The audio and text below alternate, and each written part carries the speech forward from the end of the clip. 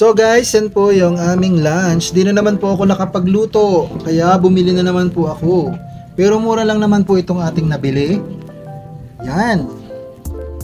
Kung nakikita nyo po ang ating napakasarap at mura lang naman po ito. Yan, katulad po niyan, yan po yung ating menudo, 65 pesos. Then yung ating ginataang tulingan na napakasarap, 65 pesos din po. Then yan, yung ating langka, ginataang langka, only 35 pesos. Then, ito ang ating tatlong Shanghai, 30 pesos. At saka yung ating sabaw.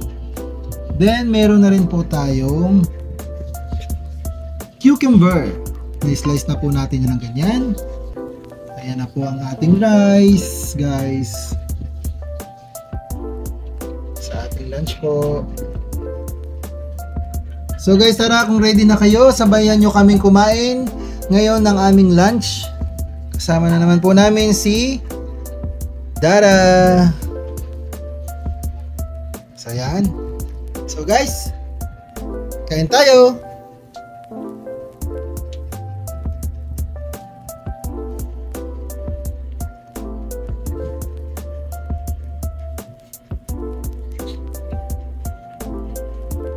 Guys, yan po yung ating natira sa ating naulam kanina.